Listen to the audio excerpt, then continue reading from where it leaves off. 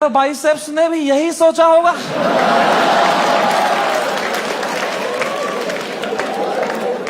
कि मैं हर जगह क्लीन करता ही हूं, यहां एक हरामी कर दूंगा ना, लोग बोलेंगे व्हाट अ क्रेजी वर्सेटाइल गाय। नहीं, नॉन वेजिटेरियन वेज खा सकता है।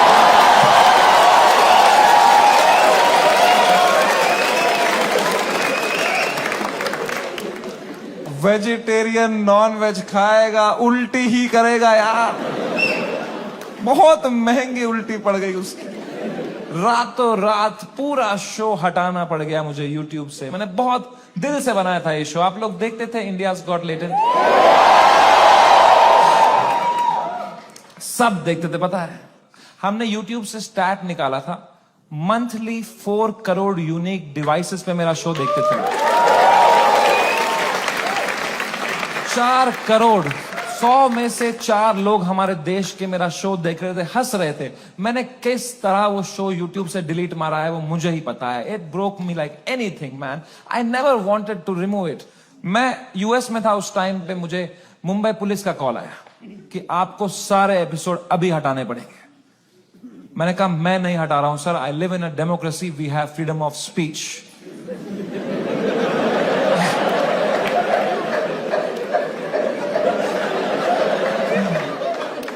तो मेरा एडिटर अरेस्ट कर लिया उन्होंने। मेरे एडिटर ने बताया पुलिस स्टेशन में 20 पुलिस वाले बैठे और वो अब एक एक एपिसोड देख रहे हैं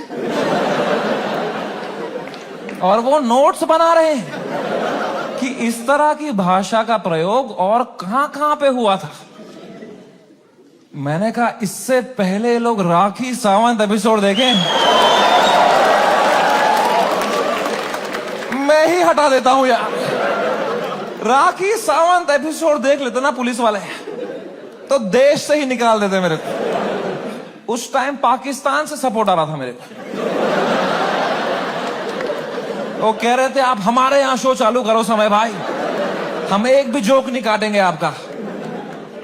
मैंने कहा जो आप काटेंगे उसका क्या।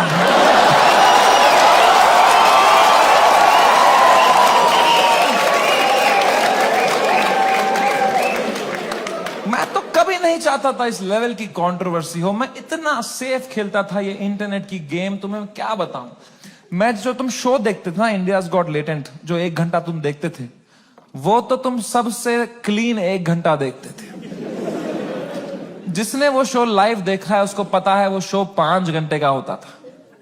असली कंट्रोवर्शियल 4 घंटे तो तुमने कभी देखे ही नहीं, क्योंकि उस शो में कोई स्क्रिप्ट ही नहीं थी। कोई भी कुछ भी बोल देता था। कोई रिलीजन पे जोक मार देता था, कोई कास्ट पे जोक मार देता था, कोई LGBTQ पे कुछ बोल देता था, कोई कुछ सेक्सिस्ट बात कर देता था। फिर मैं उसको हटाता था कि नहीं नहीं नहीं, इस पे तो राइट विंग खा जाएगा हमको, नहीं नहीं इस पे तो लेफ्ट विंग खा जाएगा यार। मैं फुल एडिट में संभालता था उसको। मैं इतना सेफ खेलता था। वो जो 5 घंटे का एपिसोड था ना, उसके 2.5 घंटे के बीच में मैं आधे घंटे की ब्रेक भी लेता था, सबकी मेंटल हेल्थ देखने के लिए कैसी रही।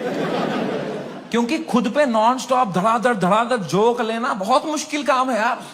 वो तुम्हें एडिट पे दिखता है सब हंस रहे हैं, हा हा हा हा। रियल में मुझ पे कोई जोक मारता था ना, फिर मैं रात को नहाते टाइम सोचता था उस बारे में, ऐसा क्यों बोला इसने यार, मैं मोटा हो गया हूं। लोग हंस भी रहे थे यार। सबकी अपनी अपनी इनसिक्योरिटी है और बहुत गंदी गंदी बातें कर देते थे लोग पैनलिस्ट को फनी होने के चक्कर में। They would say the worst things to people. People have cried and left the panel midway. फिर मैं सबके कमरों में जाता था कि कल को ये लोग ट्विटर पे या कोई पॉडकास्ट पे रोने बैठे कि हमारे साथ ऐसा हो गया, तो कम से कम ये भी बोले कि समय आया था लेकिन हमारा हेल्प समय बढ़िया बंदा है वो बंदा, दिल का बंदा। इस लेवल तक मैं सेफ खेल रहा था गेम। मैं उस दिन भी गया सबके कमरों में फर्स्ट हाफ के बाद रक्की मारने के लिए। बियर बाइसेप्स से कमरे में गया, वो खुश था तब, वो कर रहा था वू! वो खुश था। आशीष चंचलानी भी खुश था, बलराज खुश था, मैं खुश था। Everything was going as per the plan. We were having a great episode. Apoorva एक ही थी जो वो फर्स्ट हाफ के बाद रो रही थी भाई। You guys know Apurva? that girl on that panel, dude. I enter her room. She was crying like anything. She couldn't be crying harder. मैं गया, मैंने कहा अपूर्वा, मैंने कुछ बोला क्या? मेरा फर्स्ट थॉट यही रहता है, मैं नहीं कुछ बोला रहेगा यार। कह रही नहीं, तूने कुछ नहीं बोला। मैं कहा चलो मैं चलता हूं फिर। पर मैंने कहा कोई नहीं यार, पूछते हैं क्या हो गया। मैंने कहा what happened, why you crying यार? कह रही इट्स ओके यार, you go, I will be fine. मैं कहा अरे बता ना व्हाट हैपेंड। कह रही समय तो जाना, तू जा, इट्स ओके। मैं कहा अपूर्वा, तू मेरी गेस्ट है, मैं तेरा होस्ट हूं, अगर तू मुझे बताएगी नहीं तुझे क्या सता रहा है, एज अ होस्ट मैं ये शो शुरू ही नहीं करूंगा। तुझे बताना पड़ेगा, trust me like a brother and tell me what's bothering you. क्या बोला मैंने? एंड अपूर्वा ने बहुत बहुत मुश्किल से, बहुत हिम्मत दिखाते हुए, रोते रोते मुझे अपनी इनसिक्योरिटी उसने कन्फेस करी। उसने कहा समय, तुम हर 2 मिनट एक जोक मारते रहे हो ऑन द स्पॉट, कोई स्क्रिप्ट ही नहीं है। मैं भी कोशिश कर रही हूं पर मैंने ये कभी नहीं किया है, तो मुझे बहुत प्रेशर फील हो रहा है तुम्हारी वजह से। मैं कुछ फनी बोल नहीं पा रही हूं। अब जब ये एपिसोड बाहर आएगा, इतने करोड़ों लोग देखेंगे, वो मुझे गालियां देंगे कि इसको क्यों बुलाया, इसने कुछ फनी नहीं बोला। मुझे बहुत गाली पड़ेगी समय, मुझे आज आना ही नहीं चाहिए था। Maybe this is not meant for me समय, maybe I am not funny. कितने इमोशनल बात उसने मुझे बताई, और जैसे उसने खत्म किया ना, मुझे रियलाइज हुआ कि मर्दों को कंसोल करना ही नहीं आता है। मैंने कहा पूछ तो लिया है मैंने हीरो की तरह, what's bothering you, I am a brother. लौड़ा आता ही नहीं है कुछ। मुझे लगा पेट वेट में दर्द हो रहा है, रो रही है, इनो दे दूंगा कुछ, इसमें क्या बोलूंगा मैं?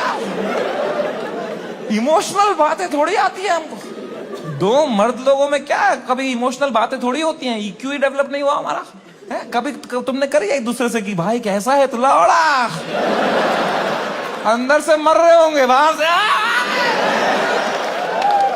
ऐसे तो जीते हैं मर्द लोग। आधे मर्द यहाँ डिप्रेशन में है, बाहर कर रहे हैं, अंदर चल रहा है बाप का सपना नहीं पूरा कर पाया यार, वो लड़की सही थी, मैं ही चूतिया निकल गया उसमें यार, पता नहीं कहां होगी, वो भाग रहा है।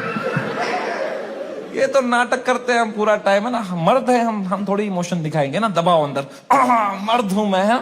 क्या है ये जिंदगी भाई? मैंने भी हगा, मैं कोई संत आदमी नहीं, मैंने भी हगा ही। अपूर्वा ने इतनी इमोशनल बात बोली मुझे, उसने रोते रोते बोला समय, I don't think I am funny. मैं कहा अपूर्वा,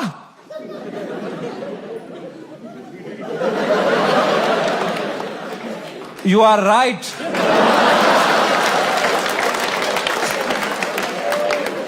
मेरे कहने का ये मतलब था, जो मैंने उसको समझाया कि देख, you are not funny because you are not a comedian, I am a professional comedian, मैं ये रोज करता हूं, that's why I am funny. जो मैं कर सकता हूं वो तू नहीं कर सकती, जो तू कर सकती है वो किसको करना है? छी।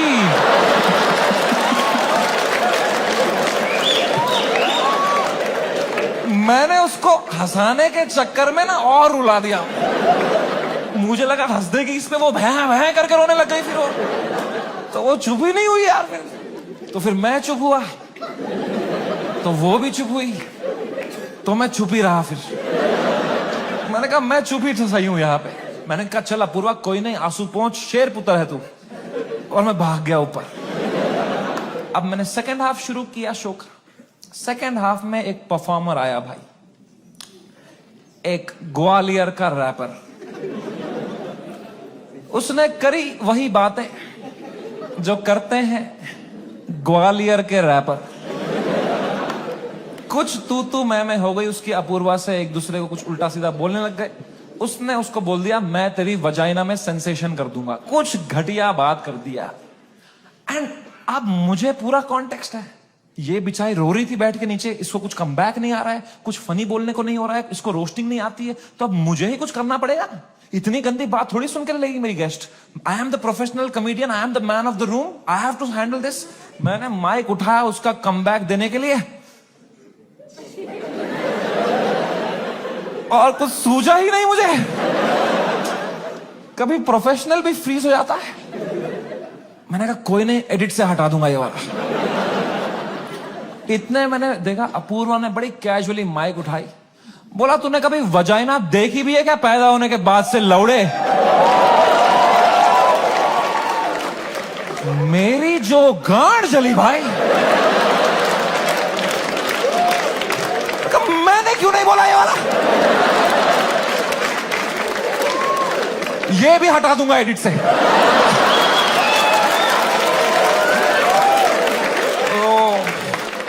बड़ी जेलसी हुई यार, क्या क्या पंच लाइन मारी उसने। What a fucking comeback to have in that moment man. 4 comedian fail कर दिए उसने।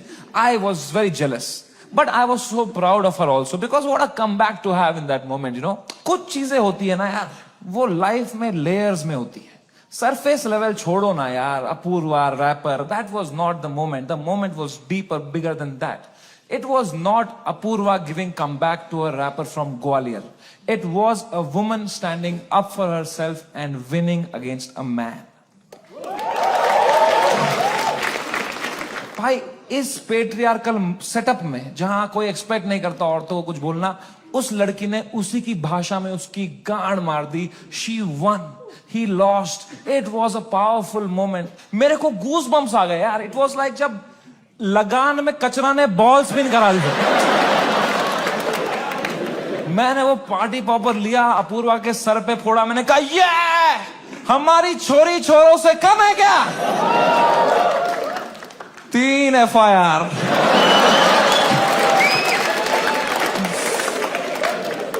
That is the price of women standing up for themselves. अगर मैं ये एपिसोड दोबारा एडिट कर पाता ना, I would still keep her comeback in because I think she killed it, man. I think she fucking killed it. Come. कभी तो सोचता हूं काश डाला ही नहीं होता ये एपिसोड। सो रहा हूं अभी नींद की गोलियां खा के, डार्क सर्कल छुपा रहा हूं। क्या भाई, इतना अच्छा लाइव चल रही थी मेरी जनवरी तक। हर वीडियो डाल रहा हूं यूट्यूब पे, 5 करोड़ व्यू, 6 करोड़ व्यू। हर तीसरी रील मेरी है इंस्टाग्राम पे। हर पॉडकास्टर मेरे बारे में बात कर रहा है, उसका थंबनेल में मैं हूं। हर सेलिब्रिटी मुझसे मिलना चाहता है। बाकी कॉमेडियंस की गांड जल रही है। मजा आ रहा था। सब कॉमेडियन हाथ पैर मार रहे थे, हमें भी ऐसा कुछ बनाना है, हमें भी ऐसा शो बनाना है। सब लगे पड़े थे। मजा आ रहा था उस टाइम पे। I was selling out shows. I was king man. I was fucking king. मैंने उसी टाइम पे डिसाइड किया it's time to go abroad. मैंने अपने लाइफ का सबसे बड़ा यूएस टूर डाल दिया। Some 50,000 tickets I put out. They all went sold out very, very quickly and I was ready. मैंने arenas book कर दिए, मैंने stadiums book कर दिए यूएस में कि now summer and has arrived. I am coming in my peak to fucking conquer the world. मैं full Alexander the Great के mindset में चला गया।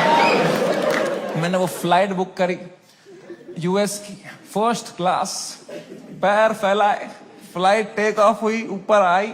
मैंने अपना iPad निकाला, मैंने कहा अभी एडिट कर लेता हूं ये बियर बाइसेप्स का एपिसोड, फिर मुझे यूएस टूर में कोई स्ट्रेस नहीं चाहिए।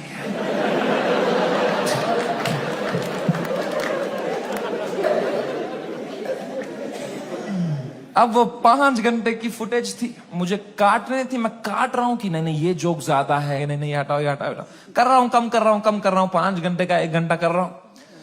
अब बहुत लोग मिलते हैं मुझसे तो एक सवाल पूछते हैं कि समय भाई, अगर आप में इतना ही दिमाग है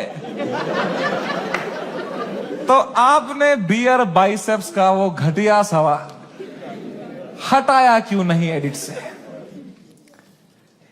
मैं तुम्हें मां की कसम सच बताता हूं, उस एपिसोड में बियर बाइसेप्स ने वो सवाल 8 बार पूछा था।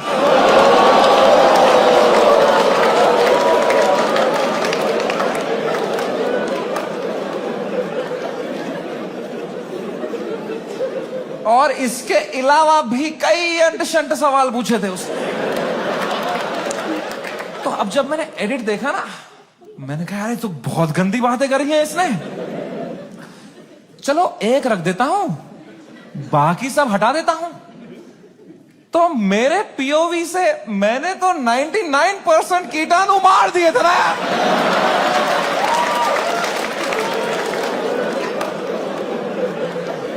मुझे थोड़ी पता था वो 1% से ही पैंडमिक हो जाएगा यार।